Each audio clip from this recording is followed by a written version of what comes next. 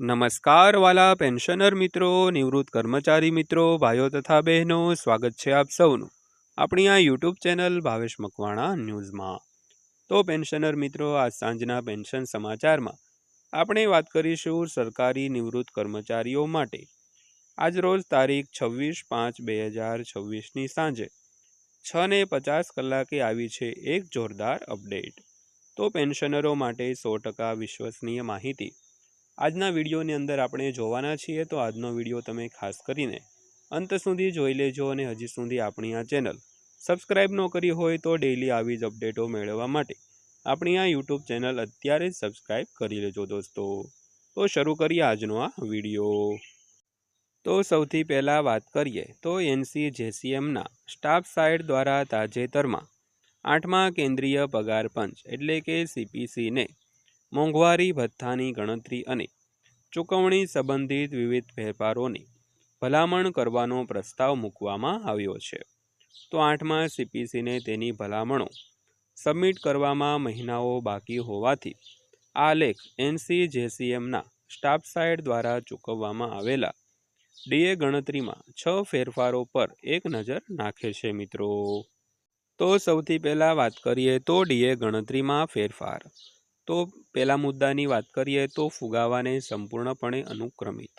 તો સ્ટાફ સાઇડે જણાવ્યું હતું કે DA સંપૂર્ણપણે ફુગાવા સાથે અનુક્રમિત રહેવો જોઈએ। તો હાલમાં તેમણે જણાવ્યું હતું કે ગ્રાહક ભાવ સૂચકાંકની ગણતરી કરતી વખતે વાસ્તવિક કિંમત ધ્યાનમાં લેવામાં આવતી નથી, કારણ કે લગભગ 463 વસ્તુઓ છે જેનો ઉપયોગ ગ્રાહક ભાવ સૂચકાંક સુધી પહોંચાડવા માટે થાય છે। તો જો થોડી વસ્તુઓના ભાવમાં વધારો થાય છે અને અન્ય વસ્તુના ભાવમાં નકારાત્મક વધારો થાય છે તો તેની અસર તટસ્થ રીતે થઈ જાય છે દોસ્તો।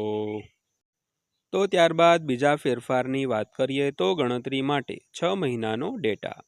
તો હાલમાં DAની ગણતરી કરવા માટે છેલ્લા 12 મહિનાનો સરેરાશ AICPI-IW ડેટા લેવામાં આવે છે। તો સ્ટાફ સાઇડનું કહેવું છે કે ફક્ત 6 મહિનાનો સરેરાશ જ લેવો જોઈએ, કારણ કે DA 6 મહિનામાં એકવાર ચૂકવવામાં આવે છે। તો સ્ટાફ સાઇડે જણાવ્યું હતું કે સરેરાશ 12 મહિનાની હાલની ગણતરી 6 મહિનાની સરેરાશથી બદલવી જોઈએ, કારણ કે DA 6 મહિનામાં એકવાર ચૂકવવામાં આવે છે। ત્યારબાદ ત્રીજા ફેરફારની વાત કરીએ તો અલગ વપરાશ ટોપલી એટલે કે બાસ્કેટ। તો હાલમાં DA ગણતરી ઔદ્યોગિક કામદારો માટે AICPI ડેટાનો ઉપયોગ કરે છે। જો કે સ્ટાફ સાઇડનું કહેવું છે કે કેન્દ્ર સરકારના કર્મચારીઓની વપરાશ પેટર્ન ઔદ્યોગિક કામદારો કરતાં અલગ છે, તેથી સરકારી કર્મચારીઓનું પ્રતિનિધિત્વ કરતી એક અલગ વપરાશ ટોપલી બનાવવી જોઈએ, જેમાં ખોરાક, રહેઠાણ, શિક્ષણ, આરોગ્ય સંભાળ અને પરિવહન જેવા આવશ્યક ખર્ચના હેડ માટે યોગ્ય વજન હોય છે। તો ત્યારબાદ વાત કરીએ તો વાસ્તવિક કિંમતના આધારે ગણતરી। તો સ્ટાફ સાઇડે એવું પણ સૂચન કર્યું છે કે ખુલ્લા છૂટક બજારો અને સરકારી આઉટલેટ્સમાંથી ભાવ ડેટા એકત્રિત કરવો જોઈએ, જેથી ખાતરી કરી શકાય કે સૂચકાંક વહીવટી રીતે નિર્ધારિત ભાવોને બદલે ગ્રાહકો દ્વારા ચૂકવવામાં આવતા વાસ્તવિક ભાવોને પ્રતિબિંબિત કરે છે। તો કિંમતોની ગણતરી બજાર દરોને આધારે થવી જોઈએ અને સરકારી દરોને આધારે નહીં, જે 25% સુધી બદલાય છે તેવું તેમણે કહ્યું હતું। તો ત્યારબાદ પાંચમા ફેરફારની વાત કરીએ તો પોઈન્ટ ટુ પોઈન્ટ DAની ચૂકવણી। તો હાલમાં ગણતરી પછી DAને સૌથી ઓછા મૂલ્ય સુધી રાઉન્ડ ઓફ કરવામાં આવે છે। તો સ્ટાફ સાઇડે કહ્યું હતું કે તે પોઈન્ટ ટુ પોઈન્ટ રહે છે, તો પોઈન્ટ ટુ પોઈન્ટ DA આપવો જોઈએ। તો હવે DAની ન્યૂનતમ મૂલ્ય સુધી પૂર્ણ કરવામાં આવે છે। જો કર્મચારીઓ 55.95% DA માટે પાત્ર હોય તો DA ફક્ત 55% DAમાં મંજૂર થાય છે। સ્ટાફ સાઇડે આવું જણાવ્યું હતું। તો ત્યારબાદ વાત કરીએ તો 25% પર DA મર્જર।